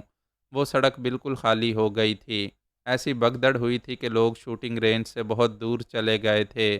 مراد چنگیزی بہت پہلے ہی میری تلاش میں نکلا تھا۔ اسے یقین تھا کہ میں امیر حمزہ کا چیلنج قبول کرنے ہائیڈ پارک ضرور جاؤں گا، اس لیے وہ بہت پہلے سے اس پارک میں پہنچ کر مجھے تلاش کر رہا تھا۔ یہ اس وقت کی بات ہے جب امیر حمزہ اور شمشیر سنگھ کالیا ایک ہی میز پر بیٹھے تھے۔ مراد چنگیزی میک اپ کے باعث دونوں کو پہچان نہ سکا۔ اس نے ایک سراغ رساں، ایک پولیس افسر اور چند سپاہیوں کو جب اس میز کے اطراف دیکھا تو اندازہ ہوا کہ وہ دونوں شاید مجرم ہیں۔ پھر دور سے پتہ چلا کہ قانون کے وہ محافظ ان دونوں میں سے ایک شخص امیر حمزہ کی عزت کر رہے ہیں اور دوسرے شخص کالیا کا محاسبہ کر رہے ہیں۔ مراد صحیح معلومات حاصل کرنے کے لیے ان کے قریب ایک میز پر آیا۔ رفتہ رفتہ ان کی گفتگو سے پتہ چلا کہ ان میں سے ایک امیر حمزہ ہے اور وہ شمشیر سنگھ کالیا کو گرفتار کرا رہا ہے، مگر گرفتاری کا معاملہ کچھ طول پکڑ رہا ہے۔ اس کی وجہ بھی معلوم ہوئی کہ اس کی بیٹی شلپا اس پارک سے کچھ دور کسی کو یرغمال بنا کر اور بم دھماکے کی دھمکی دے کر اپنے باپ کی رہائی کا مطالبہ کر رہی ہے۔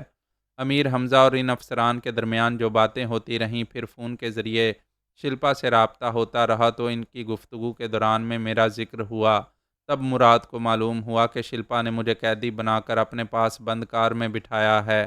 کوئی خودکار دروازے کو باہر سے کھول نہیں سکے گا اور کار کے اندر ایک خفیہ بٹن ہے جسے دباتے ہی کار سے منسلک بم پھٹ پڑے گا۔ مراد چنگیزی کو یقین تھا کہ قانون کے محافظ اس کار کے اندر دو انسانوں کو مرنے نہیں دیں گے۔ وہ میری طرف سے مطمئن تھا، میں زندہ سلامت رہوں گا۔ ایسے وقت وہ دو باتیں سوچ رہا تھا۔ ایک تو یہ کہ شمشیر سنگھ کالیا نظروں میں آ گیا ہے، اس کا پیچھا نہیں چھوڑنا چاہیے۔ دوسری بات یہ کہ موبائل فون کے ذریعے مجھ سے بات کرے اور یہ سمجھائے کہ جب بچاؤ کی کوئی صورت نہ رہے تو شلپا کو دونوں ہاتھوں اور پیروں کو استعمال کرنے کا موقع نہ دوں۔ اس طرح وہ دھماکہ نہیں کر سکے گی۔ لیکن اس نے اس دوسرے خیال کو مسترد کر دیا۔ یہ سمجھ میں آنے والی بات تھی کہ مجھے جو ہدایت دی جائے گی اسے شلپا ضرور سنے گی، پھر وہ میرے قریب آنے سے پہلے ہی بم بلاسٹنگ کا بٹن دبا دے گی۔ مراد نے یہ سوچ کر صبر کیا کہ قانون کے محافظ مجھے ضرور بچائیں گے اور میں ذہانت سے کام لوں گا تو وہی کروں گا جو وہ سوچ رہا ہے۔ انٹیلیجنس کے چیف امیر حمزہ، شمشیر سنگھ کالیا اور مسلح سپاہی پارک کے باہر آئے۔ کیونکہ شلپا نے آدھے گھنٹے کا وقت بڑھا دیا تھا، وہ لوگ شمشیر سنگھ کالیا کو وہاں سے کسی ٹیکسی میں روانہ کرنے والے تھے۔ مراد چنگیزی بھی کچھ فاصلہ رکھے ہوئے اس کے ساتھ تھا۔ ایسے ہی وقت بازی پلٹ دی گئی۔ امیر حمزہ نے کالیا کو گن پوائنٹ پر رکھا تو اچانک گولیاں چلنے لگیں۔ گیس بموں کے ذریعے سفید دھواں اس طرح پھیلنے لگا کہ ایک دوسرے کو دیکھنا اور پہچاننا دشوار ہو گیا۔ مراد چنگیزی بڑی محفوظ جگہ تھا۔ اس نے امیر حمزہ کو دیکھا جس کے ہاتھ سے ریوالور گر گیا تھا اور وہ زمین پر لڑھکتا ہوا ایک دیوار کی آڑ میں آ گیا۔ اس کے باوجود امیر حمزہ محفوظ نہیں تھا۔ جس دیوار کی آڑ میں تھا اس کے دائیں بائیں سمت سے کبھی کبھی گولیاں آ کر اس دیوار سے لگ رہی تھیں۔ مراد چنگیزی کچھ فاصلے پر چھپا ہوا تھا۔ اس نے چیخ کر آواز دی، حمزہ صاحب ادھر دیکھیں۔ امیر حمزہ نے ادھر دیکھا۔ مراد نے اپنے ریوالور کو اس کی طرف اچھالا۔ اس نے کیچ کیا، پھر دائیں بائیں فائرنگ کرتا ہوا زمین پر رینگتا ہوا مراد کے پاس محفوظ جگہ پہنچ گیا۔ مراد نے کہا، اس دھوئیں میں کچھ نظر نہیں آ رہا، کیا آپ نے شمشیر سنگھ کالیا کو دیکھا ہے؟ نہیں، مگر جہاں وہ تھا وہاں ایک گاڑی کے رکنے اور پھر جانے کی آواز سنی ہے۔ اگر وہ فرار ہو گیا ہے تو ہو سکتا ہے کہ پولیس والے یا میرے جانباز اس کا پیچھا کر رہے ہوں۔ اسے ہاتھ سے نہیں نکلنا چاہیے۔ مشکل یہ ہے کہ ہمارے پاس اسلحہ نہیں ہے۔ میرے پاس ایک ہی ریوالور ہے، یہ میں نے آپ کو دے دیا ہے۔ پھر پتہ نہیں چل رہا کہ کس کے آدمی کہاں کہاں سے فائر کر رہے ہیں۔ امیر حمزہ نے اپنے ہاتھ میں ریوالور کو دیکھا، پھر کہا، اوہ آپ کا شکریہ، میں پوچھنا بھول گیا کہ آپ کون ہیں۔ آپ نے ایسے خطرناک حالات میں اپنی گن مجھے دے دی ہے۔ مراد نے مسافے کے لیے ہاتھ بڑھا کر کہا، پتہ نہیں آپ مجھ سے مصافحہ کرنا پسند کریں گے یا نہیں۔ میرا نام مراد چنگیزی ہے۔ امیر حمزہ نے چونک کر اسے دیکھا۔ مراد نے کہا، میں خالی ہاتھ ہوں۔ آپ کے پاس بھرا ہوا ریوالور ہے۔ اگر آپ مجھے خفیہ ایجنسی کا اعلی کار سمجھتے ہیں تو مجھے گولی مار دیں۔ امیر حمزہ نے اسے کھینچ کر گلے لگا کر کہا، برادر، ہمارے درمیان غلط فہمی پیدا ہو گئی تھی۔ اگر صرف اتنا ہی کہہ دیا جاتا کہ فرمان ایک عظیم لیڈی سرجن آمنہ خاتون کا بیٹا ہے تو میں سر کے بل چلتا ہوا فرمان کے پاس آ جاتا۔ ابھی تو کار کے اندر شلپا نے اسے پھنسایا ہوا ہے۔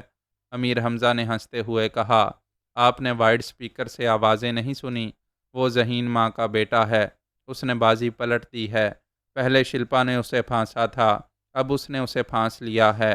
پھر تو مجھے معلوم کرنا چاہیے کہ وہ کیا کر رہا ہے، اس کار سے نکل چکا ہے یا نہیں۔ وہ موبائل پر میرے فون کے نمبر ڈائل کرنے لگا۔ میں کار کے جذباتی اور رومانی ماحول میں ایسا باخریت تھا کہ ایسی خیریت کی نیک تمنائیں اپنے نوجوان قارئین کے لیے بھی کرتا رہوں گا۔ انسان چاہے تو اپنے حالات سے اچھے اچھے سبق سیکھ سکتا ہے، مثلاً یہ کہ برے حالات سے لڑنا چاہیے، لیکن اپنی طاقت کے غرور میں یہ نہیں بھولنا چاہیے کہ خدا صرف ہمارا نہیں، ہمارے مقابل کا بھی ہے۔ جو طاقت ہمیں سیر بھر ملی ہے، خدا نے ہمارے مقابل کو سوا سیر بنایا ہوگا۔ شلپا نے میرے اور اپنے لیے موت کا وقت مقرر کیا تھا، یعنی آدھے گھنٹے کے اندر اس کے باپ کو رہائی نہ ملتی تو مجھے موت ملتی، لیکن تقدیر نے مجھے موت نہیں دی، موت دینے والی دے دی۔ جو وہ چاہتی تھی نہیں ہوا، وہی ہوا جو منظور خدا ہوا۔ پھر میں اور شلپا دونوں ہی چونک پڑے، ہڑبڑا کر پچھلی سیٹ پر اٹھ بیٹھے۔ دور سے فائرنگ کی آوازیں سنائی دے رہی تھیں۔ میں نے شرارت سے شلپا کے موبائل کو آن رکھا تھا، اس کے ذریعے بھی پتہ چل رہا تھا کہ جہاں سے شمشیر سنگھ کالیا کو رہائی ملنے والی تھی اسی جگہ سے فائرنگ ہو رہی ہے۔ وہ بکھری ہوئی تھی، خود کو سمیٹتی جا رہی تھی اور پریشان ہو کر کہہ رہی تھی، میرے ڈیڈی کے ساتھ دھوکہ ہو رہا ہے، وہاں گولیاں چل رہی ہیں۔ میں ڈیڈی کی رہائی کے منصوبے پر عمل کر رہی تھی، پتہ نہیں ان کے ساتھ اب کیا سلوک کیا جا رہا ہے۔ وہ اب تک میرے ساتھ سحر زدہ تھی، اپنے حواس میں نہیں تھی کہ کس عالم بے خودی میں پہنچی ہوئی ہے۔ جب اس نے اپنے فون کی طرف ہاتھ بڑھایا تو پتہ چلا وہ فون پتہ نہیں کب سے آن ہے اور اسی کے ذریعے ہمیں فائرنگ کی آوازیں صاف سنائی دے رہی ہیں۔ اس نے مجھے دیکھ کر پوچھا، تم نے اسے آن کیا تھا؟ میں نے کہا، مدہوشی میں کچھ پتہ نہیں چلتا کہ خود ہمارے ساتھ کیا ہو رہا ہے۔ اگر یہ بڑی دیر سے آن ہے تو یقیناً دوسری طرف سے تمہیں کال کیا گیا ہوگا اور تم نے خواب زدہ، سحر زدہ اور نہ جانے کیا کیا زدہ ہو کر اسے آن کر دیا ہوگا۔ دوسری طرف سے تمہیں کچھ کہا گیا ہوگا اور تم نے یہاں سے بین الاقوامی زبان میں جواب دیا ہوگا۔ انہوں نے سمجھ لیا ہوگا کہ تم بم بلاسٹنگ بٹن سے دور ہواؤں میں اڑ رہی ہو۔ یہ پولیس والے بڑے بدماش ہوتے ہیں، فوراً حالات کا تجزیہ کر لیتے ہیں۔ وہ بے بسی سے گھور کر مجھے دیکھ رہی تھی۔ میں نے اگلی سیٹ سے اس کا پرس اٹھا کر اس میں سے پستول نکال کر اپنی جیب میں رکھا، پھر اسے پرس دیتے ہوئے کہا، اگر پولیس کی حراست میں نہیں آنا چاہتی تو فوراً یہاں سے چلو۔